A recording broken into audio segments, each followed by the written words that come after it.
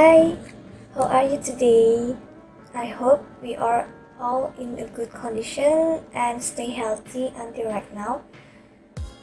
According to this condition about COVID-19 virus, and this is also the reason behind I make this video, and I hope our country and our earth will get well soon. So today, let me introduce myself first. My name is Grace Angelia Wibowo, and now I studied in University of Jember, Business and Economic Faculty, Accounting Department. My number is 1017. Okay, today my partner Dina and I will gonna discuss about profitability, especially on return on net operating assets. Okay, so let's start now. Halo, Assalamualaikum warahmatullahi wabarakatuh. My name is Dina Prelenia Maharani. You could call me Dina. My ID number is 11 and 00. I'm from Group 2 in Financial Analysis X class. Okay, let's directly check to the material about return on investment capital and profitability analysis by Group 2 consists of me, Grace Angelia Wibowo, and my partner Dina Prelenia Maharani. Okay, this is our contents that we're gonna talk today about importance of return on invested capital, component of return on invested capital, and how we analyze the return net operating assets. Okay, part 1 talk about importance of return on invested capital. So actually, basically this part is talk about why return on invested capital is used to measure company performance, while actually we can measure company performance with another method, like by the revenue, net income, and growth and pendapatan, dengan melihat dari net income-nya atau melihat dari pertumbuhan aset dia. Tapi dengan cara-cara ini tuh sebenarnya kurang komprehensif. Oke, jadi itu misalnya seperti revenue itu biasanya hanya dibandingkan dengan hanya diperhitungkan ketika dia itu menambah profit. Oke, jadi langsung saja ke directly to the importance of return on invested capital. First, pentingnya manfaatnya itu karena bisa mengukur measuring manager effectiveness, because management is the person or the pihak yang mengatur operasi bisnis perusahaan dari operating, financing, and investing. Jadi ketika itu membuahkan hasil, maka itu juga bisa mengukur efektivitas manajemen. Kemudian measuring profitability. Jadi profitability itu kan basicnya adalah membandingkan antara laba yang didapat perusahaan, imbal hasil atau profit dari pembiayaan yang dilakukan perusahaan. Jadi misalnya perusahaan itu pinjam uang atau menerbitkan obligasi. Nah, itu kira-kira dari dana tersebut tuh perusahaan bisa menghasilkan profit berapa, seperti itu. Kemudian measure for planning and control. Jadi dengan adanya return on invested capital ini bisa sekaligus menganalisis mana saja produk yang misalnya the product is not benefit, ya itu planningnya ke depannya produk tersebut akan dihilangkan, delete soon, and it will change to another product that the management look that the product will have a chance to make benefit to the company. And the next part 2 is component about ROIC, return on invested capital. The basic formula is income divided by invested capital, but not that simple, because actually invest capital is more perspective.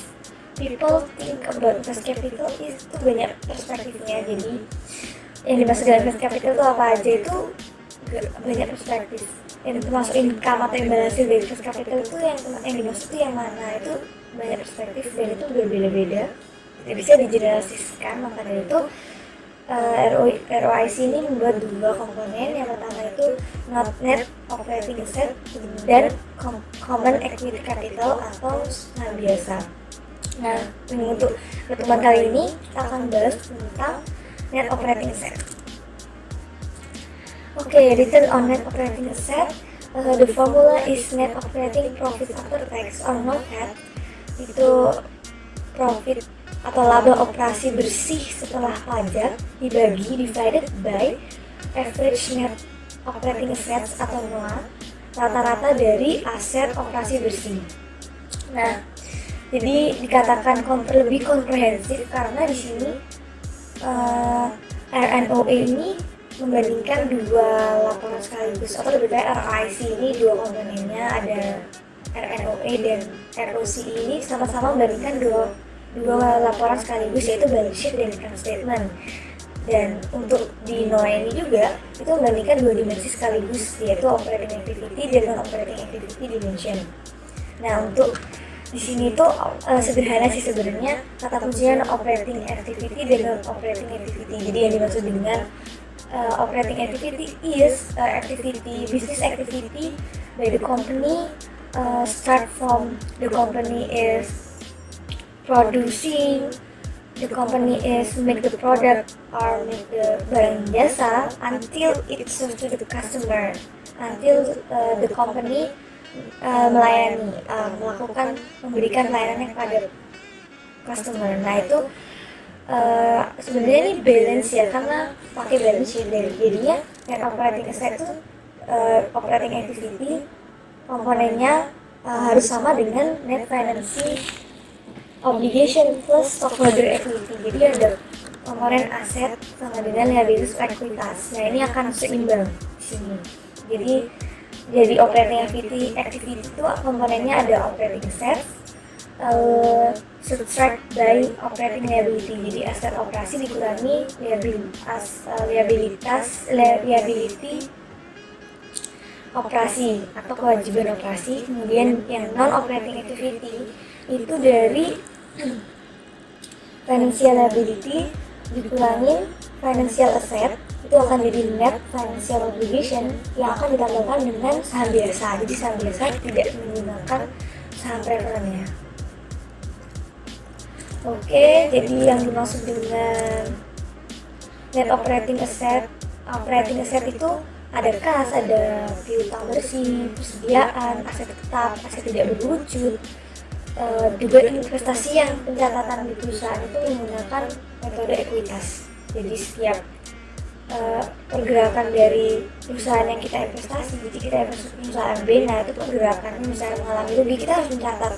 Ketika mengalami untung, perusahaan tersebut kita juga harus mencatat, dan itu berpengaruh sekali terhadap operasi perusahaan, operating asset.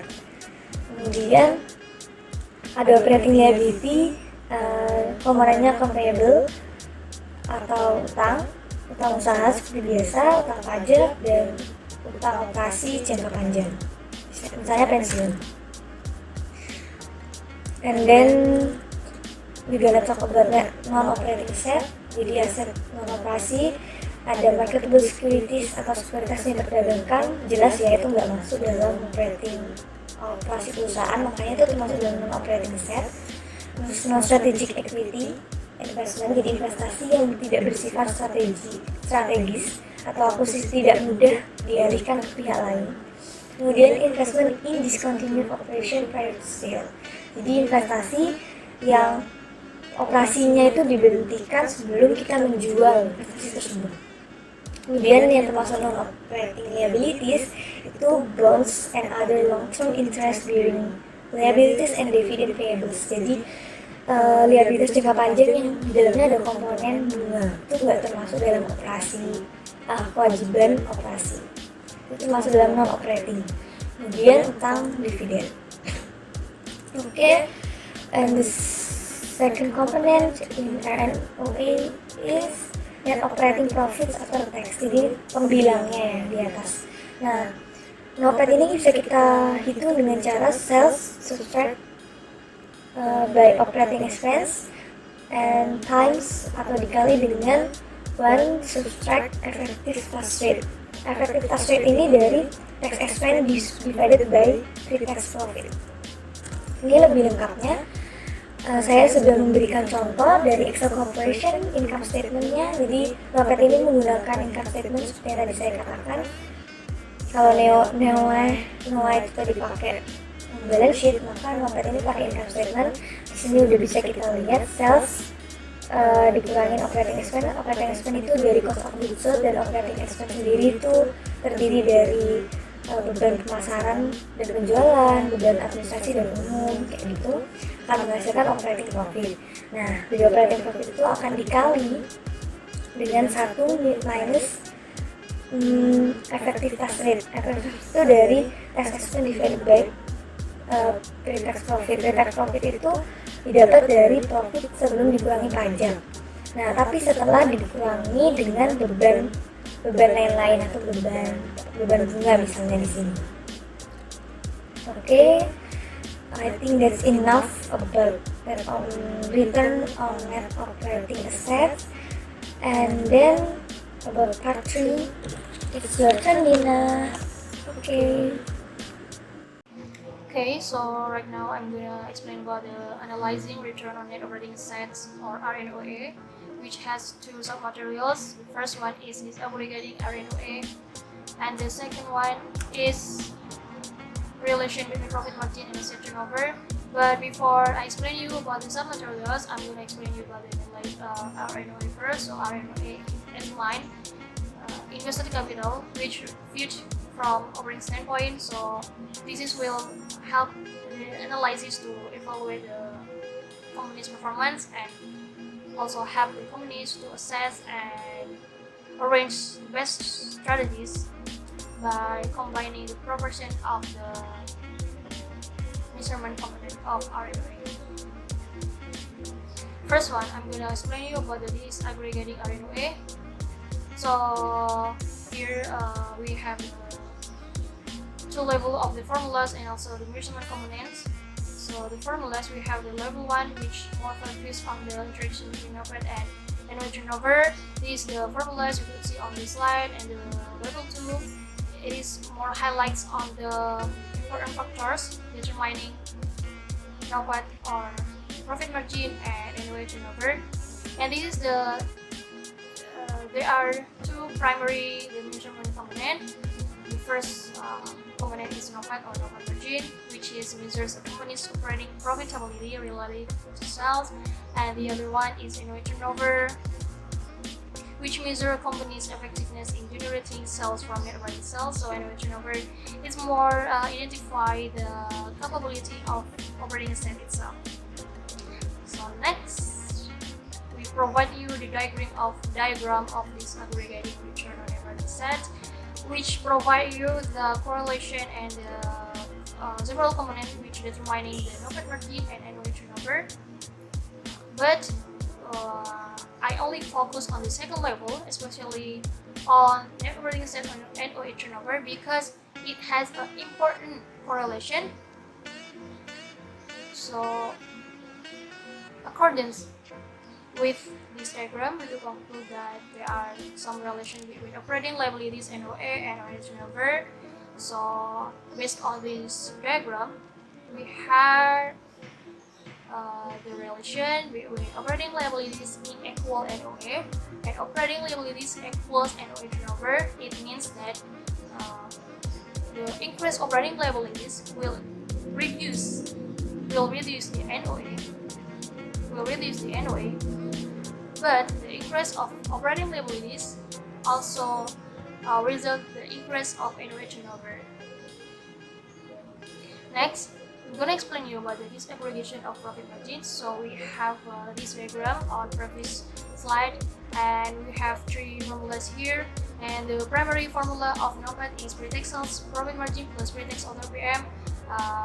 You could see the formulas of this component measurement on this slide. So pre-tax sales PM is how you compute this pre-tax sales PM, and so this is the formula of the pre-tax other PM. But I'm just focused on the function of the each element of pre-tax sales profit margin.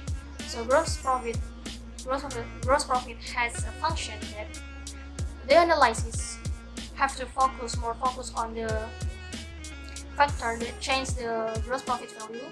So the factor which change this profit value, will determine the strategic activities to remedy or improve gross profit through volume, sales, volume, price, or cost. And selling expense is more focused in the impact or affect the increased selling expense to revenue itself, and administration expense is more focused on trend and percentage consumption on revenue. Okay, next I'm gonna explain you about the disaggregation of the turnover. We have two formulas here. So the first formula is based on this diagram. The first is net operating working capitals. This you could compute this NOWC with this formula, and also the second formula is long-term operating assets, which has a formula sales divided by average long-term operation. And also we have this component, but this component do not explain on this chapter because it has explained in previous meeting. So next we have next I'm going to explain you about the relation between profit margin and asset turnover. But to give you more understanding about this relation, we provide you the example of it. So we have the three different companies here which have different profit margin and NOA turnover, but has the same RNOA value. So this the formula. This is the formula to compute with them. And based on this example, we can conclude that the first proportion or combination between this element and the set turnover yielding a 10% RNOA. And from this example, we could conclude that the relation between profit margin and the set turnover is inversely proportional. It could see on this profit margin. So if the company has a high profit margin, which is company's A 10%, it will has a lower NOA turnover. And it happened to on company Y, which is has a profit margin lower than company X, which is 5%, but NOA turnover higher than company X is 2. And company Z, which has a lowest profit margin than the other companies, but has a highest NOA turnover. So we conclude that the relation between profit margin and asset turnover is inversely proportional. Next, so this is the graphic of relation between profit margin and OA turnover and also RNOA. So on the middle of this curve, we known as constant return on asset, and this is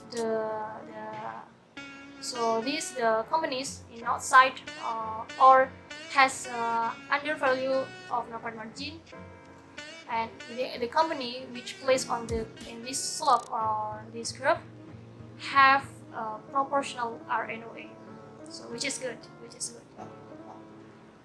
So from this graph, we could see that company B and company C, which have a lower profit margin or have under value or under zero value, must restoring profitability. And for companies A and company B, which have a lower profit margin, for the company A and lower NOA turnover, for company B should improving profit and also NOA. And it also all of company except this should increase or improving profit anyway.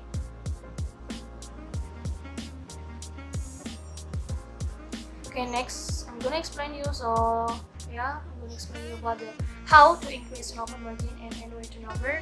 So this example of it. So we have a company A and company B which has a different profit margin and annual turnover value, but has an RNOA, same RNOA, which is 1%, but company A has a lower annual turnover than company BB, and company BB has a lower profit margin than annual turnover, which we could conclude that company A should increase or improve annual turnover by increasing sales, reducing investment, and also company BB should increase the profit margin by changing the taste and technology require increased asset investment to finance assets. Okay, next. So here the curve or graphic, when the graphic of net operating asset turnover, net profit margin, and RNOA between different industry, different sector industry. So based on this curve, we could conclude that the companies in different industry, different sector industries have a different value of net profit margin and also annual turnover, because thus influenced by the characteristic of the company's investments. So based on the graphic, we could conclude that the company which has a lower asset investment will have higher annual turnover and no profit margin in poor level, which is 1% until 2%. So that's I thought that's all about our explanation about this subchapter. So thank you guys for your attention and see you. Well guys, I think that's enough from us about this chapter.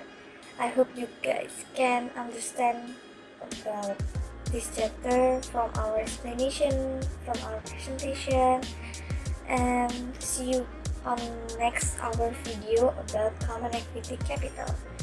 Goodbye, stay healthy, and God bless you.